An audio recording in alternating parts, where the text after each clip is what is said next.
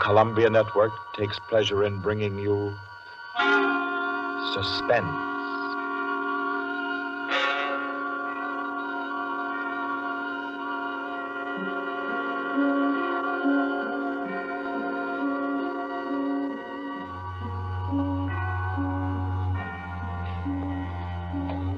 Suspense, Columbia's play theater of outstanding thrillers, produced and directed by William Spear and scored by Bernard Herrmann.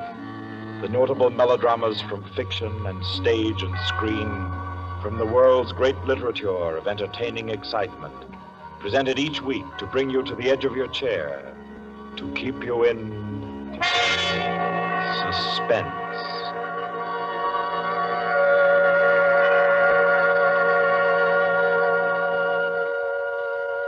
Tonight's story, by America's distinguished author-playwright Owen Johnson, gathers its suspense in a very gentle way. It doesn't have a spectacular finish, garnished with revolver shots. There are no graveyard watches. There's not so much as a single lifeless body, identified or unidentified. It's a tale told in a club room, the Artists and Writers Club in New York. A tale of high-class robbery and suspicion, and of how some ladies and gentlemen nervously counted 100 in the dark.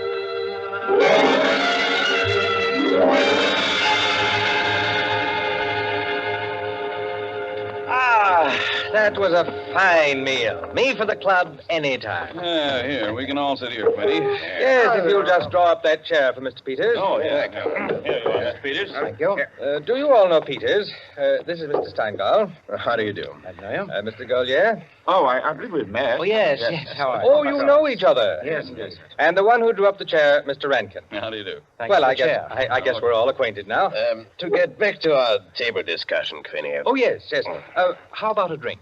Who'll join me? Oh, yeah, pleasure. Fine. John. Well, now, Steingall, as I said, there are only half a dozen stories in the world. What is more to the point? There's every reason Yes, sir. What? Oh, 5 with soda, John. Yes, sir. Now, where was I? Oh, yes.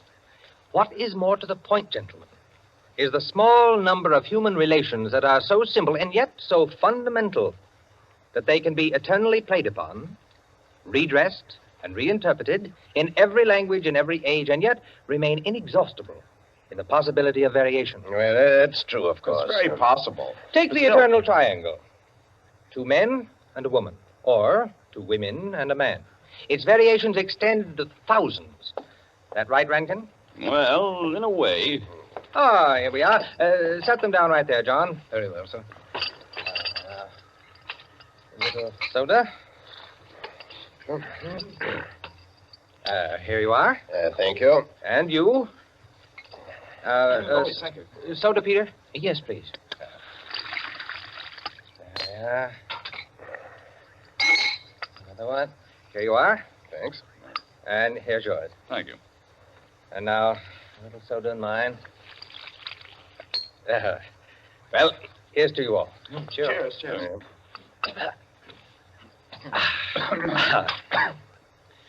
I'm afraid we can't see eye to eye, Quinny. I believe there are situations, original situations, that are independent of your human emotions, that exist just because they are situations, accidental and nothing else. As for instance? Well, I'll just cite an ordinary one that happens to come to my mind. In a group of 5 men, well, such as we are here, a theft takes place. One man is the thief. Now, which one?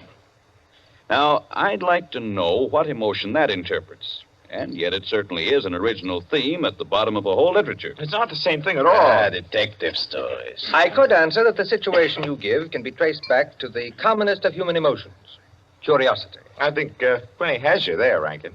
What is the peculiar fascination that the detective problem exercises over the human mind? You will say curiosity. Yes and no.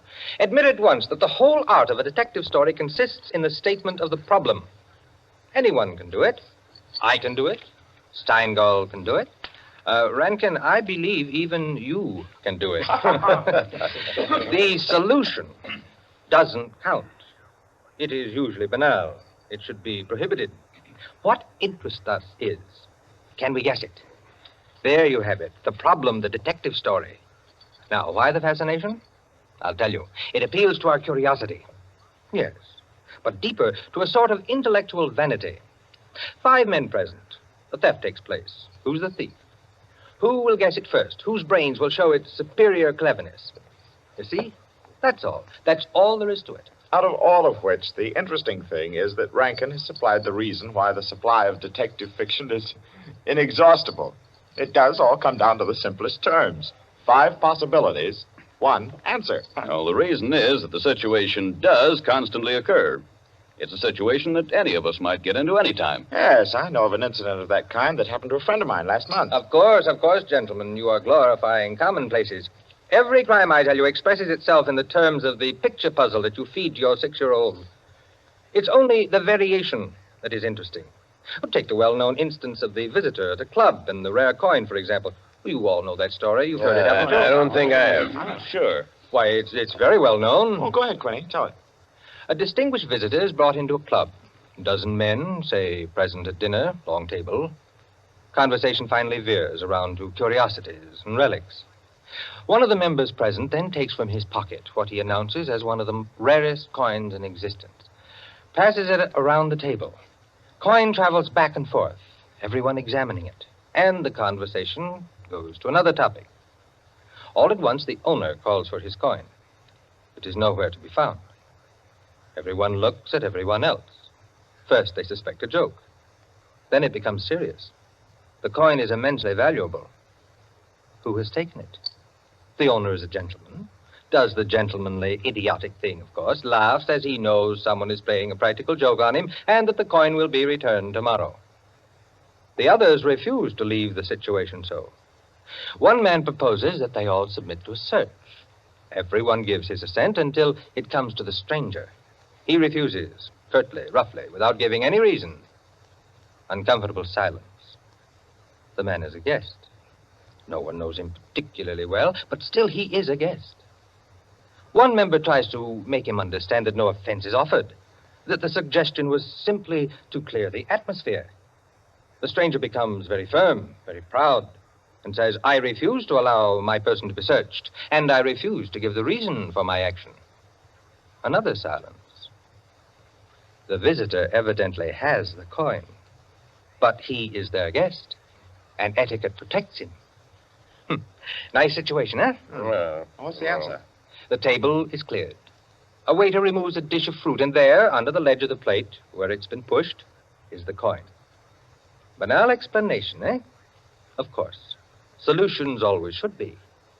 At once, everyone apologizes to him, whereupon the visitor rises and says, now I can give you the reason for my refusal to be searched. There are only 2 known specimens of that coin in existence, and the second happens to be here in my vest pocket. that's rather obvious. Of course, the story is well invented, but the turn to it is very nice. Very nice, indeed. Well, I don't know. Ending is very unsatisfactory. The visitor should have had on him not another coin, but something absolutely different, something destructive, say, of a woman's reputation. And a great tragedy should have been threatened by the casual misplacing of the coin. Well, I've heard the same story told in a dozen different ways. Oh, it's happened 100 times. It must continually happen. I know of one extraordinary instance. In fact, the most extraordinary instance of this sort I've ever heard. Peters, you rascal. I see you've been quietly letting us set the stage for you. Well, it's not a story that will please everyone, Why not? because you will want to know what no one can ever know. It has no conclusion, then. Yes and no.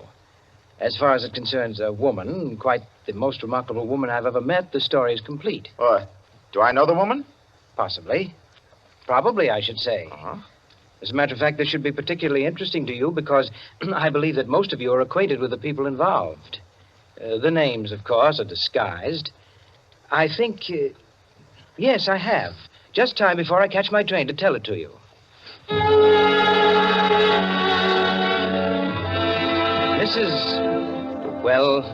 Mrs. Rita Kildare inhabited a charming bachelor girl studio. Very elegant. With a duplex pattern and one of the buildings just off Central Park West. She knew very nearly everyone in that indescribable society in New York that's drawn from all levels and that imposes but one condition for membership, to be amusing. In this mingled society, her invitations were eagerly sought. Her dinners were spontaneous, and the discussions, though gay and usually daring, were invariably under the control of wit and good taste. On the Sunday night of this adventure, she had, according to her custom, sent away her Filipino butler and invited to an informal chafing dish supper 7 of her more unusual friends. At 7 o'clock, having finished dressing, she put in order her bedroom, which formed a sort of free passage between the studio and a small dining room to the kitchen beyond. Then, going into the studio, she struck a match and was about to light the candlesticks which illuminated the room when the bell rang. And a Mr. Flanders, a broker, compact, nervously alive, well-groomed, was waiting as she opened the door. Well, you're early. On the contrary, you are late. Well, in any case, hello, and come inside. Here, let me take your things. Thank you. Well, I'm the first, I suppose. Of course. And since you are, you can be a good boy and help me with the candles. Delighted. Who's to be here tonight? The Enos Jacksons. I thought they were separated. Not yet. How interesting. Only you, dear lady, would dream of serving us a couple on the verge. It is interesting, isn't it? Assuredly. Where did you know Jackson? Through the Warings. Jackson's a rather doubtful person, isn't he? Well, let's call him a very sharp lawyer. They tell me, though, he's been gambling pretty much. In deep. How about yourself? Me? I'm a bachelor. If I lose my shirt, it makes no difference. Is that possible? Probable, even. Who else is coming? Oh, Maud Lily. You know her? I don't think so. You met her here some time ago. A journalist. Oh, yes, of course. I'd forgotten. Mr. Harris, a clubman, is coming, and the Stanley Cheevers. Stanley Cheevers? Are we going to gamble? Don't tell me you object. Certainly not. Only the Cheevers. They play quite a game. Yes, well united. They have an unusual streak of good luck. Oh, by the way, it's Jackson, isn't it, who is so attractive to Mrs. Cheever? Quite right. What a charming party. Where does Maud Lily come in? Don't joke. She's in a desperate way. And young Harris? Oh, he's to make the salad and cream the chicken. See the whole party. I, of course, am to add the element of respectability. Of what? Don't play baby with me, my dear Flanders. I apologize. That's better. No one, of course, knows who else is coming. No one, of course.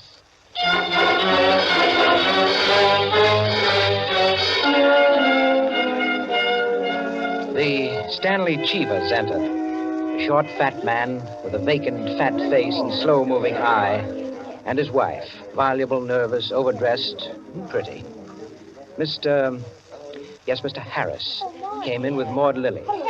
A woman, straight, dark, Indian, great masses of somber hair, held in a little too loosely for neatness, with thick, quick lips and eyes that rolled away from the person who was talking to her. The Enos Jacksons were late, and still agitated as they entered. His forehead had not quite banished the scowl, nor her eyes the scorn. He was of the type that never lost his temper, but caused others to lose theirs. Mrs. Jackson seemed fastened to her husband by an invisible leash. You looked at her curiously and wondered what such a nature would do in a crisis, with a lurking sense of a woman who carried with her her own impending tragedy. As soon as the company had been completed and the incongruity of the selection had been perceived, a smile of malicious anticipation ran the rounds, which the hostess cut short by saying, Well, now that everyone's here, this is the order for the night. You can quarrel all you want, you can whisper all the gossip you can think of about one another, but everyone is to be amusing. Also, everyone is to help with dinner. And nothing formal, nothing serious. We may all be bankrupt, divorced, or dead tomorrow, but tonight we'll be gay. That's the invariable rule of the house. For she's a jolly good fellow, for she's a jolly good fellow, for she's a jolly good fellow.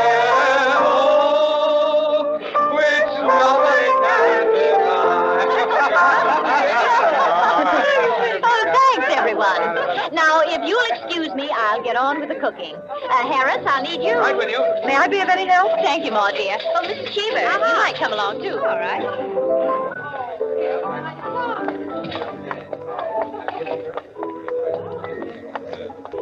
This is an adorable bedroom. Oh, thank you, dear. Now for my apron. Oh, there it is. Tie me up in the back, will you please, Maud? Of course. There you are. Fine, thanks. Now just let me get my rings off, and I'll be all ready to go to work. Oh, this is such a lovely apartment, Mrs. Kildare. Thanks. Soap and water always seem to do it. Ah, there. Your rings are so beautiful. They are nice, aren't they? But there's only one that's very valuable, the sapphire. Oh, it's beautiful. Let me see. Oh, it must be very valuable. It cost $10,000 6 years ago. It's been my talisman ever since. For the moment, however, I'm a cook. You're not going to leave the rings there. Why, of course. Now, I'm the cook. Maud Lily, you're the scullery maid. Harris is the chef, and we're all under his orders.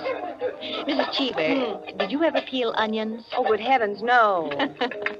Well, there are no onions to peel. All you have to do is help set the table.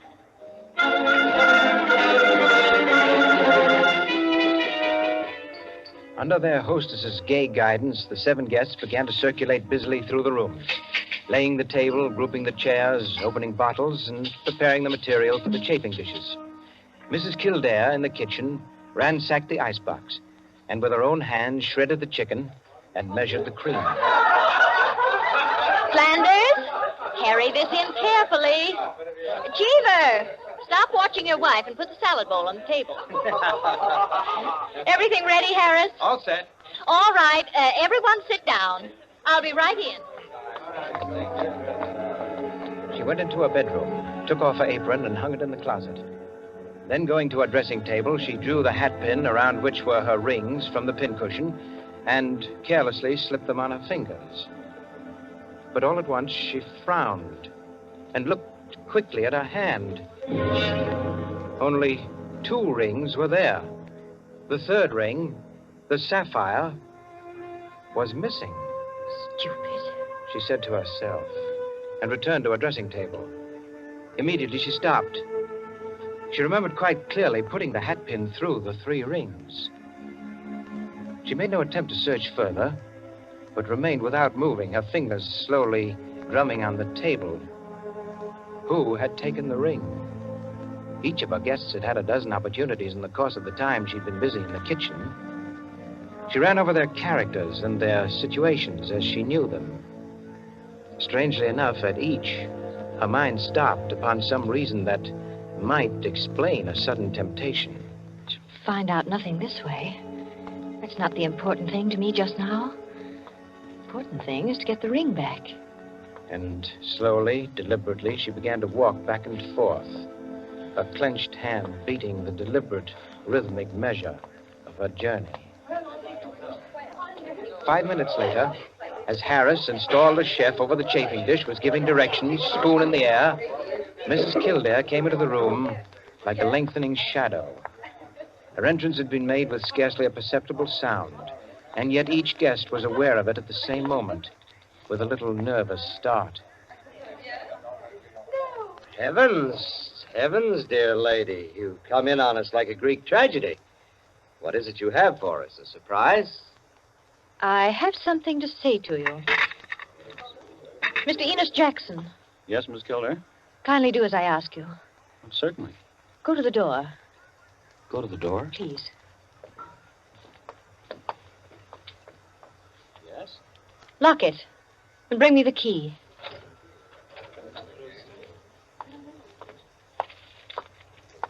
Here you are. You've locked it? As you wish me to. Thank you. Now, the bedroom door. Would you do the same? Sure.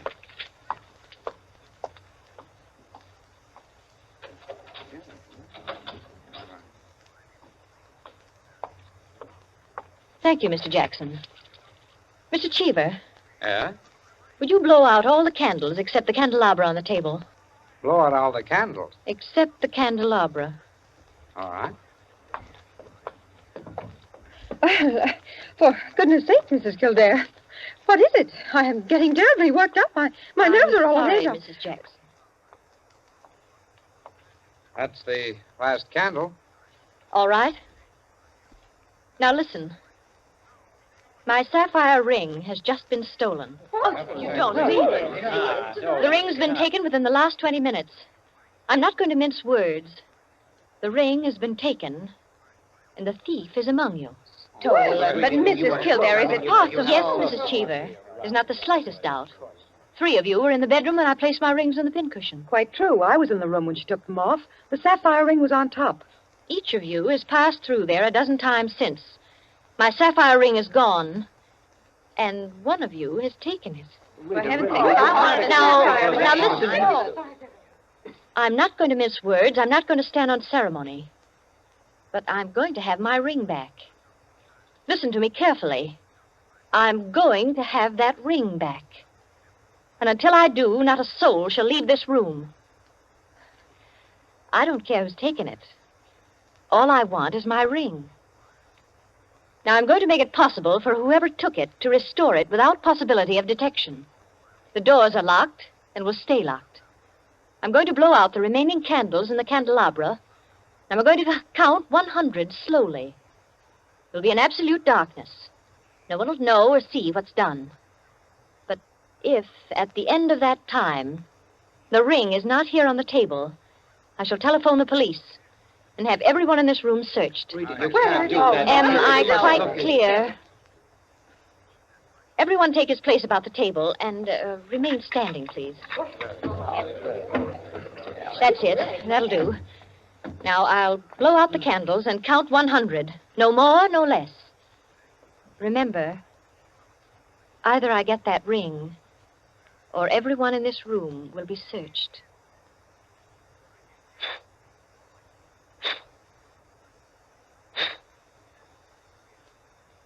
One, 2, 3, 4, 5, 6, 7, 8, 9, 10, 11, 12, 13, 14, 15, 16, 17, 18, 19, 20, 21, 22, 23, 24, 25, 26, 27, 28, 29, 30, 31, 32, 33, 34, 35, 36, 37,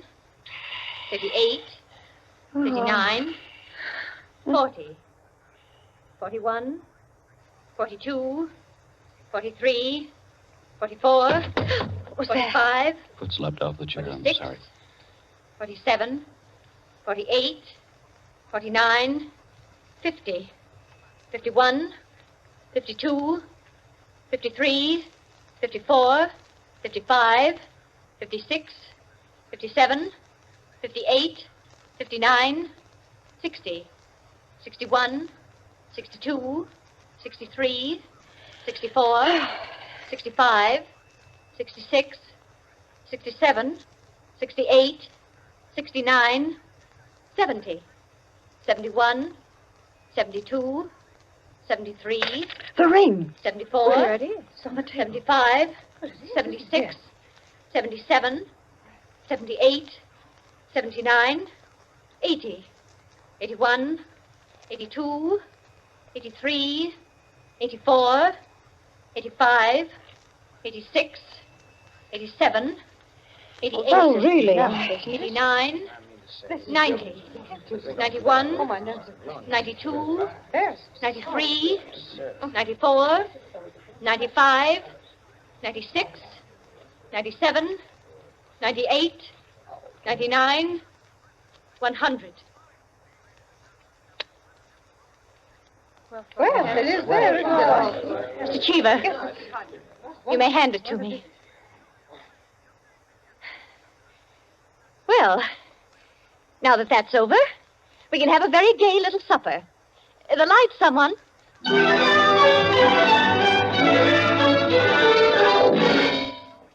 And there you are, gentlemen. Oh, I say, Peters, that's not all. Absolutely. The story ends there? Story ends there. But who took the ring? What? You never found out? Never. No clue? None.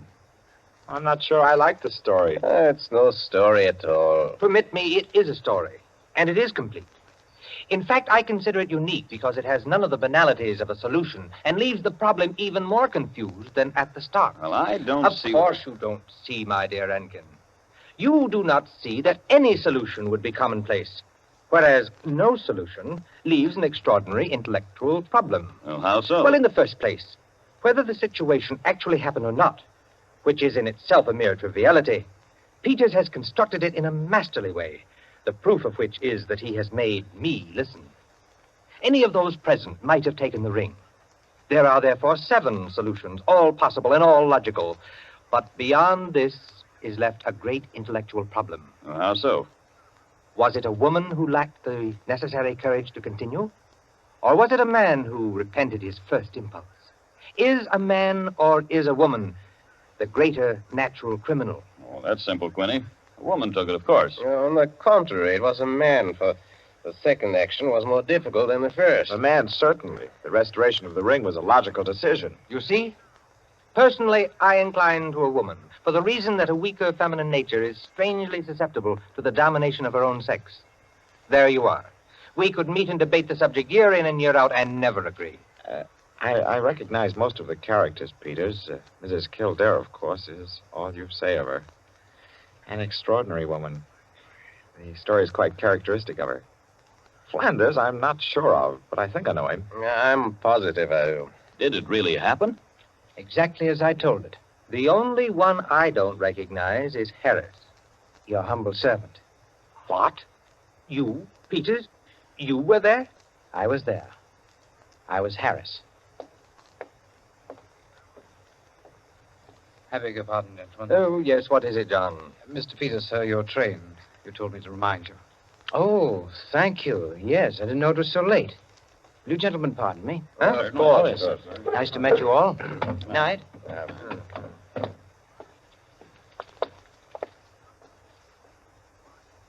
Curious chap. Extraordinary. Well, now, I wonder. I wonder if we're wondering the same thing, gentlemen.